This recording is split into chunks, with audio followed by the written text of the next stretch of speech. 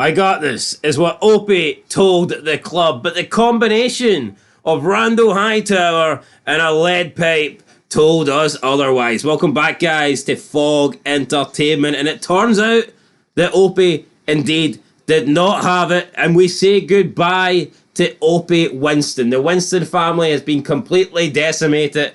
Opie pretty much being the last piece of the puzzle. He is now gone. It's Sons of Anarchy, Season 5, Episode 3. It's laying pipe, and now we can start laying Opie Winston to rest. There was other three guys in the room with Hightower. Talking of free, it's episode 3. It's free facts. Free facts, buddy. Fact number 1, last living appearance of Opie. He does make an appearance in the next episode, but he's dead. Fact number 2, title refers to the weapon that killed Opie. And fact number 3, this is actually a fun fact. According to the wiki, Kozik was originally supposed to be in jail if they didn't kill him off season 4. So, would he have got this death? I doubt it. I don't think the impact with Kozik dying would have been near enough as Opie. But I could definitely see how there could have been a 5th guy in there. And therefore, instead of Tig being the one that would have been locked up forever, seeing Opie, Chibs, Kozik and Jax, I think it's more believable that here, maybe Kozik's going to be the one to die. Then it would have been a bigger shock. No, I think if Kozik was alive, he would have died. You think so? I think the reason Opie's died is... There's no one else?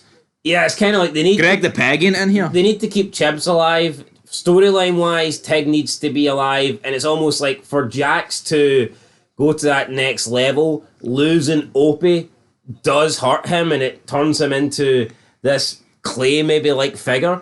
And he's willing to basically do anything now at the head of the club. But I think that if Lemonheaded Sucker was in there, maybe Kurt Sutter would have took the easy way out. There's no easy way and killed him. Would it have had the same impact on Jax? Absolutely not. Lemon-headed sucker. Both lemon-headed suckers, actually. So, how would it have impacted Jax if it was Kozik? I mean, here. Fact number 4. I'm not going to know. Fact number 4. Hold on. I'm going to defend Jax a lot, though.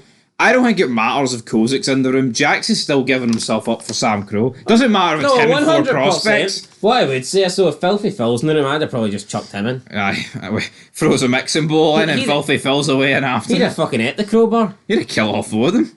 He'd have put Hightower... Came out of nowhere. He'd have put Hightower in a cereal bowl and fucking sucked him up. He would have, alright. But anyway, let's go into the episode. We kick off. The 4 boys are in the county. The door opens. They're dressed in orange. Orange is the new Sam Crow. And Black immediately want a bit of them. They want a bit of that wide action. But then Brown come over and like, they were us, SA. You leave the white boys out of it. You with us. And then Jax and Sam Crow pretty much head over with these guys, kind of like tail tucked between their legs. But Sam Crow look quite tall here. Black look a bit taller. And then Brown just look like midgets. There's no other way to describe it. I mean, you don't really get tall brown people, do you? No, you don't. I know they don't exactly have the the height advantage, but they do have a lot of Well, if they were numbers. standing next to Yellow, they'd probably look pretty big. Well, that's very true, but here, are Galindo doing enough to protect Sam Crow? I don't think so, but I do think it's kind of crazy how this whole world, and especially in prison, it's like everybody's just separated by colour. No, it doesn't matter. Prison's the one thing where they not they do discriminate, but it's more of a, it doesn't matter who you are. You could be the biggest liberal white guy, you're siding with your white friends with the Nazi hooks. That's just how it goes in America, my friends. Yeah, it's kind of strange, but I guess that's like a code. In order to stay alive and stay safe, then it's probably the easiest way to group individuals. But is there another way they could do it? Instead of colour, could they do politics? Could they do 2 groups of just Democrats and Republicans? Yeah, but my problem with that is it's easy to identify skin colour. I mean, you look at someone, alright, some people you will be able to tell their political See, and I think that's probably a reason why they do it, because it's easy, it's simple. If he's black, then you know he's on the black team. If he's white, then you know he's on the white team. Whereas if they did any other sort of groups, then it would be easy for people just to lie and infiltrate other groups and backstab. So yeah, I look at Ron Perlman, I see a flag-waving American who sells guns and probably votes, pretty good. Turns out he's a big weirdo. Yeah, I mean, if Ron Perlman was put in prison legitimately, he would, if there's 2 groups, if there's a black group and then there's let's say a white Nazi group, he would probably end up joining the white Nazi group. Yeah, Even though he despises it. Yeah, that's the reality of the prison system. But anyway, I think Sons always does a good job of portraying prison, regardless of what episode or scene it is. But yeah. Although I've never been to prison, so I've not got any first-hand experience. No. I'm assuming that Sons of Anarchy are telling a realistic story when it comes to the prison scenes. Yes, I've got faith in Big Kurt Sutter, but Chibs points at the Jackie boy that he's going to find other ways to hurt us. The officers in here, they're dirty rat bastards, Jackie.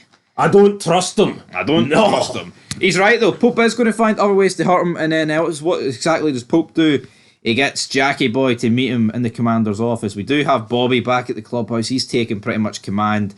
He's like, right, we've got to meet Romeo here. The boys are all right. And then he's like, you up for it, Clay? How are the boys all right? They're fucked. They're in a shit situation. I know. I mean, Bobby here, you got to really wonder, is Bobby a good choice for VP? His head's up his big fat arse if he thinks they're in a good situation. The club is fucked. Bobby's president pretty much at this point. Clay's pretty much VP.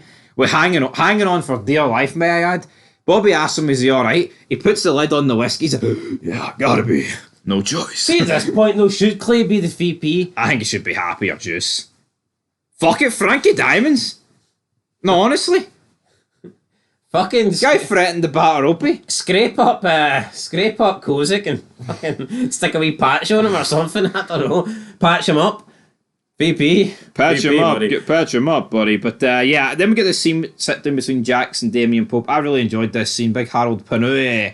Damon Pope's a badass, man. You look at villains, and I like August Marks, right? I do. But he's not got the same. He's not got that same on-screen presence that Damon Pope has. Even Damon Pope's just sitting there, calm, composed, but you know that he is a dangerous motherfucker, and he doesn't have to be up in everyone's face. He doesn't have to be, actually be violent. It's just the way he talks and the way he delivers his statements. It's like you know this is a guy not to be messed with, and I would say he's probably one of the best villains in Sons of Anarchy. Unfortunately, he only lasts a season, so maybe that holds him back a little bit. But I mean, he can do the same damage what most people can do with a gun with his vocabulary. And that's impressive. That's a good thing. And it's the power that he's got, He's like, it might not be him doing it, but he's still got so much reach, and he can basically just end the Suns right now if he wants to. Yeah, he tells Jax how it's going to go, right? I want 50% of the drug money, big man. And also, Tig's going to rot inside for the rest of his life, and he wants a dead son. So at this point, it's like, see the way when Jax is dealing with, what do you call him? Heavy season, I'll hit you. Irish guy. O'Neill? No, the other one. McGee? No, the other one. Jimmy O. The other one. The other one? How many Irish guys up? The father, Ashby? No, the other one. The other one? This season 5, 6. Galen. Like, see when Jax is negotiating with Galen and he's discussing it, and Galen has to tell Jax, I don't give a shit about your democracy, Jackson. It's like, see, Pope, he doesn't even need to do that. He just tells Jackson, 50% of that drug money is now ours, and that's it. It's like non-negotiable. It's not up for discussion. Jax just sits there. I'm going to need to take a vote. Jax just sits there, takes it, accepts it, because he knows that there's nothing he can do, and that's like just how powerful Damon Pope was. Yeah, no, absolutely. Tells him that Tig, he's going to rot inside, but he wants a dead son, so that pretty much leaves us with 3 options, unless Jax wants to, I proxy full, unless he wants to do that, but Jax says he's not going to kill one of his own guys. Like, yeah, you are. Will he kill one of his own guys? Probably not, but I think seeing Jax... Was Damon Pope being unreasonable here? If he wants to work with Jax, if he wants 50% of the Sun's drug trade, if he wants this to be a working relationship, should he have gave another ultimatum? Or does he need a body? I think he needs a body to not come across as weak, and yeah, I'm not going to complain with him. But could you argue at this point he's already killed Tig's daughter? Yeah, but he says he wants a dead son for the cop you killed. Goodman? So essentially... Tig's fucked it up again. He's fucked up again. I'm not going to blame Tig for killing them. I guess he kind of had to. Although if Tig doesn't kill Goodman, then Tig's probably dead. Aye. But then he probably... Although at that point, we don't even know if he probably wanted Tig locked up for the get-go. Yeah, so we don't even know if Damon Pope had any plans to kill off Tig. No, he probably just wanted him locked up for the entirety like he wanted to. But end of the day, Three guys. At this point, who do you think's going to die between Opie, Chibs, and Jax? I think you just think that Galindo's going to pull through, but if you were to pick one to die, I think you're probably thinking Chibs. you're probably thinking Chibs, but then if you look at the situation, Opie's kind of out the club. He's distanced. He's never going to sit at the table with Clay. If you think logically... Yeah, logically it makes sense, but if you think emotionally, you're thinking, right, there's no way Jax is going to pick Opie to die. And he can't Yeah, but you don't think he's going to pick Chibs either. No, it's not necessarily you don't think he's going to pick Chibs, but you just know 100% he's not going to pick Opie, and he can't really pick Tig. So it kind of then brings it down to a 50-50, where he either picks himself or he picks Chibs, but you know he's not going to be picking Chibs. But then you also got that dilemma, is Jax, can he pick himself? How would that even work? Because take aside the fact he's the main character, he's not going to die.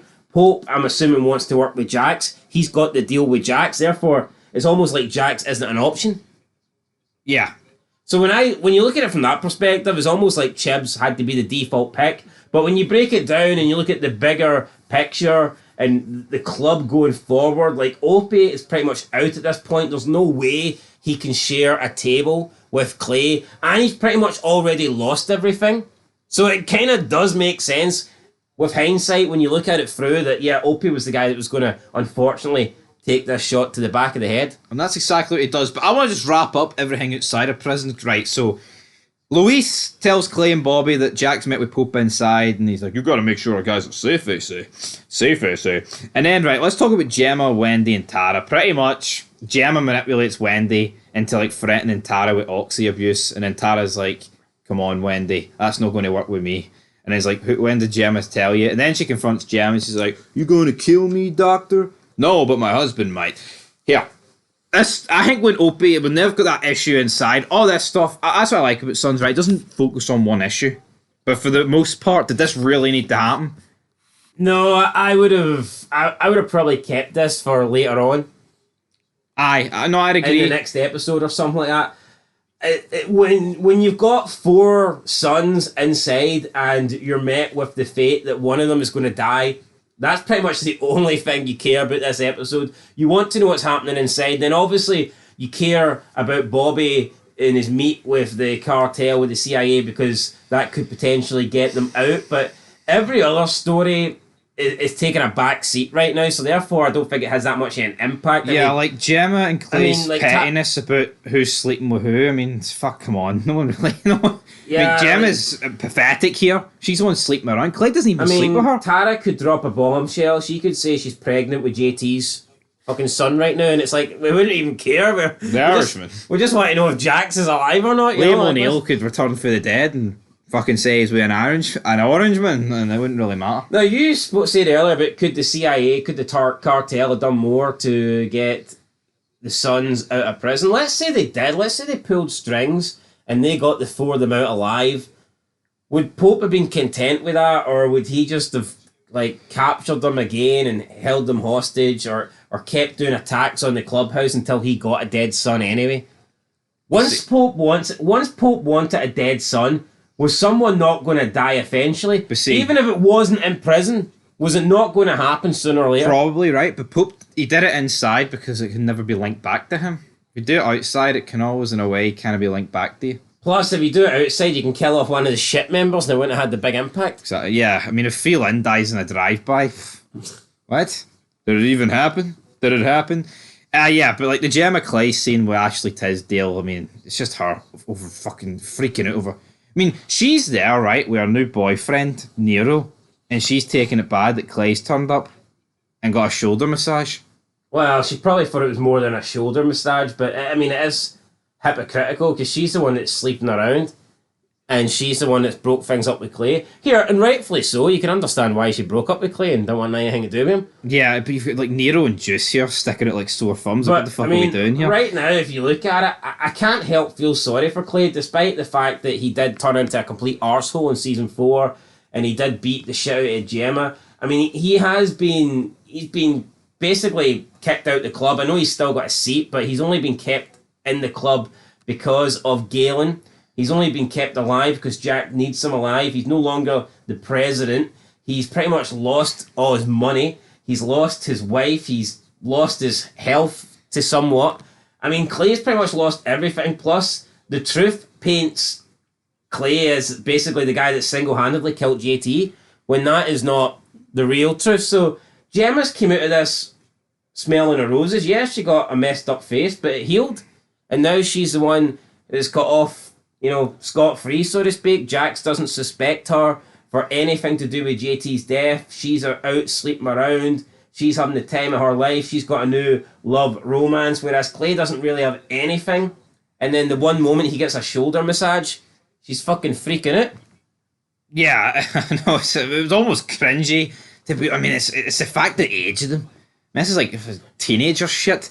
But then, she was referred to what are you, a teenager? But it's almost like Clay was doing this just because he knew it would push her buttons. That's exactly what he did. So You seen the wee smirk on his face, almost like you seen Biden get the victory in the upcoming election or something. Wee sneak peek. But we go back to prison. Jax returns for the meet with Pope. He basically lies and says, he just wants half a million and the guard's got to film me and what else he wants. Could he have told him here? I think he should have told him, because what harm is it going to do? Alright, you can argue that it's going to create panic and whatnot, but this is the kind of same thing that Tig and Jax accused Clay of doing, like shutting everyone out and making club decisions on his own. I think Jax should have been honest with them, and maybe 4 heads would have been better than 1. Maybe they could have together came up with a plan. It's not like if he tells one of them's going to go off and rat and make a deal in 10 minutes. Yeah, that's none of them are rats anyway, so... Yeah, you could argue maybe a bit of panic would settle in, but I still think that he should have told them, and maybe they could have come up with something. Yeah, so they decide to beat up Black for the next guard change, and then, Jax takes on Randall Hightower, but that main character booking here, he batters him. And again, what happens if he didn't? What happens if they didn't take on Black? He did that to fall in line with Pope's instructions, but... I guess they would have just... Well, Pope had everyone on lock, didn't he? So you think that someone would have just got shot? I think it would have just been any random black guys that would have thrown into the box, so to speak. But, No, but I'm saying if Jax and the Sons didn't do that, they wouldn't be in the box. True, but I think they would have just took them out of Gen Pop and threw them into anyway. You think so? Aye. Solitary. Well, I mean, it's paying them off anyway. It's dirty, it's corrupt. It's corrupt to begin with. So what happens? We get a wee bit corrupter, but then we get the lineup. They're all naked at this point. Guys like, no yard time, 1 meal. Then Hightower's like, yeah, my big black dick. Tig's like, who said that? Oh, I see his teeth. And at this point, fucking quality. Tig, Hightower thought he got the final rub here, and then Tig's just fucking him. Blew it at the park. One would describe it as a lead pipe to the back of the dome, but Jack's almost... Hightower's hit a spear here. And then Tiggs came up with a bowling ball and fucking hit the best strike you've ever seen. Aye, and then they all get thrown into solitary. So Tig and Chibs are in the same room. Jax and Opie are in one room. Jax is freaking out. He's like, I'm treading water here, Rope. Got no idea how to keep everyone alive. So he's confessing here. And at this is probably like Jax at his weakest point, because he realistically knows, right, Tig's done. He's getting life. And one of the 3 of us are going to die. And Jax probably at this point's thinking, well... I'm not going to send any of them. So Jax is thinking at this point he's dead. True. Which is quite, a startling realisation. If Jax dies, though, does Sam Crow die at this point? I think so. Bobby obviously knows the cartel secret, so I mean, I guess you could say it lives on with him, but end of the day, Jackie boy, he's got that love for the club. And at this point, he tells Opie the truth and nothing but the truth. The truth he should have told him at the end of last season. He basically puts it all out on the table. Clay... He's the one that killed JT. He's the one that killed Opie. Piney, sorry. He's the one that put the hit on He's the one that killed everybody. He's the guy that fucking did. Any death in this show, son, he's the guy that pushed off a roof. Yeah, they get into a bit of a scuffle. Does Opie win this? No one just knows. Opie, I think... Opie wins this. I'll give him the nod, right? Opie wins his last real fight. That didn't kill him. Opie then points out, he's like, what the hell, why'd you do that? He's like, it was between kill Clay or save the club. He's like, I saved the club, you made the wrong choice. Opie at this point, already at the club, you can kind of feel why he has made the wrong choice. Giving up, isn't he? Aye, he's fucked, he's gave up. Then the guard comes in, Jack's like, we're still evaluating our options. Bang! Nightstick to the knee. I felt this. You felt this. Opie felt this. Everybody in the room watching Jack's felt this. fucking definitely felt it. Aye, it's all about funny, bud, man. Kneecapped. Bang. Nothing funny about it. Bang, bang, good night. Then, essentially, Opie's like, what are you going to do? Pick the guy. We go in to the box. Jax then reveals what's happening. Tig's like, well, he wants me dead, so it's me. He's like, nope, he wants you inside for the rest of your life. And you just know what would have happened to Tig is probably what would have happened to Otto in a season's time. Getting raped like clockwork. Oh, 100%. Yep, for the rest of his life. But I don't know if Tig would have broke down like Otto. Tig a bit his tongue out. I don't know. I think Tig would have... I think Tig would have died inside quicker. Yeah, I think so. Don't think he'd have took that. No. Although if Venus Van Dam was the one doing it, I mean, Tig might have fucking enjoyed it. I mean, it's hard to say. It's hard to say if Tig would have enjoyed it or not. But Jax and they're like, you know what? I don't give a shit how big Pope is, how good his reach is. We determine how we die. You know what? This is a real fucking leader. This is Sons of Anarchy's Walking Dead lineup moment. And does Jax tuck his tail between his fucking leg and let the guard pick who dies? And he fucking stands up. That's what Rick should have did. But Rick started fucking crying and blowing snot bubbles out his nose. Yeah, you're right. Look at the way Jax handled this. Then look at the way fucking Rick handled it. And before anyone goes, oh, but they can't kill off Andrew Lincoln, there's nothing stopping Rick going, you kill me, I'm the leader. And Negan be like, that's too easy. Or someone sacrifices himself for Rick. Yeah. I always stand by. I lost respect for Rick that day. A leader doesn't let that happen. Especially when there's like women and your own fucking... Well, what? His own kids there? It's not even like, his brothers. It's his kid.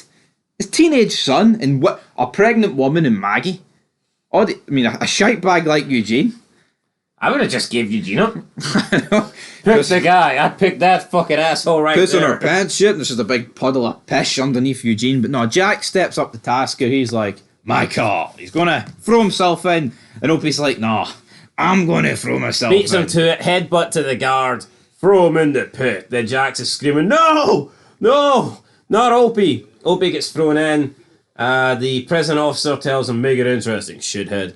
Throws him a lead pipe, and this was Opie's downfall. If this lead pipe wasn't in the equation, would Opie have done better?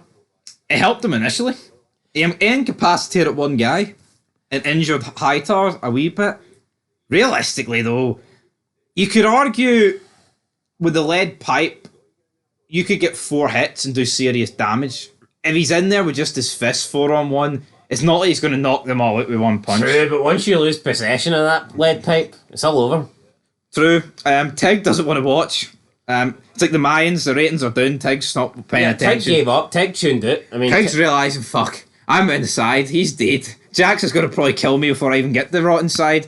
Chibs is fucking battering the wall. I think Tig was looking at us and going, that could be me next. That's my fate. Aye. Chibs is trying to push Chibs is trying to push his way through this bulletproof glass or whatever it is. And Jax is just resigned to the fate that Opie's dead. Yep. And there's nothing he can do about it. So one guy steps forward. I love the different emotions though from the 3 sons. Aye, it was all It's different. not like they were all just you know what I mean? It was like you had Tig who couldn't watch. Jax, the only thing he could do was watch, and then you Chibs who was desperately trying to get in there. I think all 3 different reactions was great. I like that. Yeah. You know what? It's not just what happened in the box, it happened outside the box, and I think it was handled pretty much perfectly. I think each reaction suited their own character. But yeah, let's talk about Opie. So he gets in, grabs the lead pipe. What was the bet that they had? How long he would last? How long does he last in actual time? Probably about 60 seconds, maybe a wee bit less than that. Like I said earlier, incapacitates one, cracks Hightower with one. Another guy steps forward, he swings for him, misses. Hightower then grabs him from behind. The other big guy grabs the pipe off Opie, cracks him in the face. Once you get... People can say what they want, right? But see getting hit full whack with a lead pipe in the face, if you're lucky not to get knocked out... You're lucky not to be dead. Aye. I think some people are unrealistic. I was like, oh, how did one hit take Opie out? Yeah. It's like, you fucking morons that have never... And I'm not even saying you need to be in a real fight. All you need is just a little bit of common sense. If a big, strong black guy is... Or any guy for that matter. Or any guy for that matter. Or anybody is swinging a lead pipe and it cracks you on the temple. And let's keep it real here. This isn't like I'm only going to hit you 50% and hold back a little bit. This guy has probably swung this as hard as he possibly could. Opie's not guarding. Yeah, It's unprotected chair shot, like this pipe is shot. like Opie. The fact he was still conscious was impressive. But it's almost like people want Opie to get hit with a lead pipe and fly 20 feet backwards, go through a wall, and then get back up and charge back out and get back into the fight. This ain't Marvel, right? This ain't stupid fucking unrealistic fight scenes. This is what would have happened. One shot, and Opie is pretty much incapacitated, and then Big Hightower steps up and just finishes it with a fatal blow. Boom. Yeah. And if you want to go as far as saying, well, that didn't kill him, well, the about 20 million hits afterwards did when they're just fucking whacking his body on the deck. Jax, then, smashing. We've also got Opie saying, I got this. We did leave that out. Great line. Iconic line. But yeah, Opie's dead. Jax kind of just turns around as he's like falling down, getting dirty. You just see it. Great acting. His face tells it all. Piece of him died here. I must have missed that, because I thought after Hightower hit him, that was it. No, you got Chibs banging on the door, and then Jax turns around. He joins the dark side. When they're continuing to whack him? Aye, as Jax is like, they're stamping on him and fucking battering him with the pipe. Right. So even if you want to argue the second hit didn't kill him, I mean, he's dead. He's done. And yeah, right. You know what? Could he put up a better fight? Honestly, I think whoever goes in that room is dying. It doesn't matter if he kills these 4. He's just going to send in another 4. But let's be realistic. 4-on-1. Done alright. Yeah, and he's against a guy who's already bigger than him. It's not like he's against 4 midgets. See, if he was against 4 of the Brown guys for earlier, I think Opie would probably win. But I mean, these are 4 big ass guys. I think if we're being realistic, like normally 1 can't really beat 4. And he's in a trapped environment. It's not like he's taking 1-on-1, then 1-on-1. Unless the 1 is like trained to the best level that he possibly can be, and the other 4 are just your average Joes, then maybe you've got a chance, but 4, it was never going to end well. No, and yeah, other TV shows are just unrealistic, right? They are. I mean, I'm sorry, but most people just don't, Because see here, right, it's not like no one waited to get their shot in. It was a simple case of no one wanted to get hit by him swinging the lead pipe. Once the lead pipe was off, they were all in. Yep. You see in other like movies, TV shows, instead of like attacking them 4-on-1, they wait. They wait till the first guy gets fucking wiped out, then the second guy will jump in. Then obviously here, though, no one wants to get hit by the lead pipe. They highlighted the first guy gets killed straight away. Oh, well, I don't know if he gets killed, but he's incapacitated. And then once lead pipes up, that's when they all go in. But he's dead. Interesting how they never get revenge on the other guys, just Hightower. He delivered the fatal blow. True, but I mean, the other ones not deserve death as well. Yeah, they couldn't find them. Just some random black guys, I guess. But yeah, Jax then tells the guard, I'm going to find you, find out where you live, and then I'm going to kill you. And at this point, this guard's probably thinking, oh shit, that paycheck for Pope doesn't really mean much. Not much weight in it now. Am I right? Or am I wrong? Now, did that guard know that the Sons were eventually going to get out? He probably didn't know about the reach of the cartel, so I'm going to assume that he thought that he would always have the upper hand and that these guys would never actually go out to see daylight again. And that he could have maybe killed them all off over time? Or do you think the guard knew that they were eventually going to get out? Because if he does know that, then realistically, this guard has to know that Pope isn't going to protect him on the outside. Pope doesn't want any ties. It's not like Pope's going to leave a bunch of his men outside this guy's house. Yeah. For him to essentially kill a son, did he not think about the consequences this would have down the line? That's the problem, though. I mean, with this whole dirty cop, yeah, he can be a dirty cop. But once obviously, I'm not saying he can be expected for him to know that Pope's going to sell him out, but it's not like you can trust him. I mean, it's not like you're like Pope's number 2. You're just some dirty prison cop officer. But even if you do trust Pope, it's not. I don't think Pope's going to offer you the protection that you need against the Sons going forward. So. Absolutely not, and we'll see how that goes. Snow globe time. But Jack sits down with Pope, obviously shaken from seeing what actually happened previous. He's like, I just watched my best friend get beaten to death for you. There's a new plan. Tiggy boy, he's outside. Alright? That's going to happen because knowing I saved his life is going to give me an internal advantage. So Jack's, using this big L to hopefully turn it into a W. He also says he's going to get the club to sign off on the cash, even though, realistically he's going to have to do that anyway. But yeah, Tig, he's going to get him outside, hopefully. Could you say that this is a wee bit forced, the fact that Pope's willing to let Tig go outside, or do you think he's willing to trust Jax's word here? He's a businessman. Well, I think he believes that Jax has resentment against Tig, and Jax possibly blames Tig for the death of Opie. So I think at this point it's believable that Pope thinks, no, you know what? I'm going to trust Jax. He's going to trust me. We're going to work together. Yeah, because essentially Jax's logic is, I'll use Tig to get these votes passed here for you, like the cash. But again, I think if Jax puts it on the table here, if we don't vote for this, he's literally going to kill us all, or gets back inside. He phones Tara, and then we also see at the end of this episode that Emma, Ashley Tisdale, has dimed the brothel to the sheriff's office. So how's that going to go down? We'll find out next episode. Jax then returns. Tig and Chibs come over to him. He's like, I just want to speak to Chibs right now. He tells Chibs what's going on. They're going to be out tomorrow. Chibs like, what about him, Jackie boy? He's like, call him over. And this is where Jax puts a wee collar on Tig's neck, puts him on a leash. He's like, you're my bitch. I don't like this, Sophie Jax. This is what I don't agree with. I don't agree with it, but I can see why he's doing it. He's fucking fuming at him.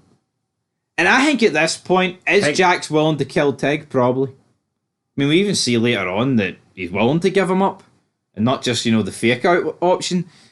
Is it justified? You can see why. I can absolutely see. He's got Opie killed. There's no two ways about it. He's got them into this whole beef with Pope, but at the end of the day, he's still a brother, and would Jax have did this with Tig about 2 hours a loyal previous? brother as well. Yeah, it's not the first brother he's going to hoover a photo of, man. He's going to do it to Juice very soon, but Tig tells him, you got my word, brother. And then the episode ends with Jax cut on his eyebrow, looking extremely pissed off. But anyway, let's go into the quote in the MVP. It's Opie, I got this. Could it be anything else? There was a lot of great quotes, like we said with Tig earlier, in the whole naked scene, which sounded a bit gay, but it wasn't. But yeah, I got this. Opie, what rating are you giving it for the episode? I'm going to give it an 8 out of 10. An 8 out of 10 episode. Yeah, I think the stuff inside is pretty much perfect. It was, but for me, there was too much of the whole Gemma, Nero stuff that I think that did kind of take away from it. I mean, the prison stuff inside, I'll give a 10. Thought it was fantastically done, loved it, but yeah, for me, the stuff outside and... I'll give it a 9, so an 8.5 out of 10, I totally agree. For what they did inside, absolutely perfect. And I couldn't help but feel there was that massive hole in the outside because you're missing these 4. Yeah, it's like you take these 4 it's away. It's like Clay's best thing this episode was a wee shitty mini beef with Gemma. When in reality, I think there could have been really good scenes where Clay's trying to win back the table a bit more in this episode for Bobby. True, but I don't think Clay's really at that point. I think they still want us to feel sorry for Clay and believe that he's this invalid and that he's... There was a deleted scene though where he had the oxygen tank off and he was trying to ride the bike, and then once he noticed Big Juice and Bobby come in, he fucking pretended to fall off it. But we all know in real life Big Ron can't ride a bike. So, was it fake or was it real? Damn it. But anyway, 8.5 out of 10. That's where we're going to leave this episode. Where does Opie's death rank in terms of the entertainment world? TV show.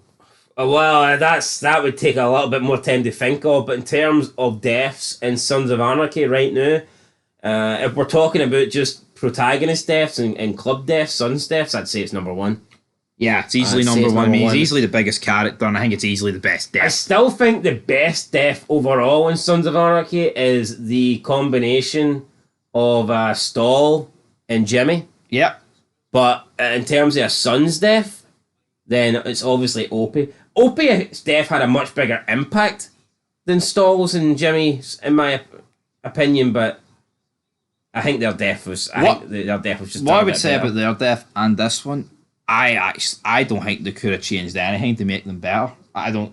It's almost perfection. I'd say it is perfect. I don't see what you could have done. I would say Stall and Jimmy's death was predictable, and you could see it coming. Yeah, well, this was. Whereas I don't think anybody's seen Opie dying. And what was good about this, it's not like The Walking Dead, though. I know I've mentioned the Rick King, but it's not like they had to make you wait 9 months. Pope tells you at the start of the episode one of them's going to die. And he delivers on his promise. Aye, so, I mean... Kurt Sutter, what a guy. Anyway, guys, 8.5 out of 10. Be back for the next one, Stolen Huffy. But until then, peace.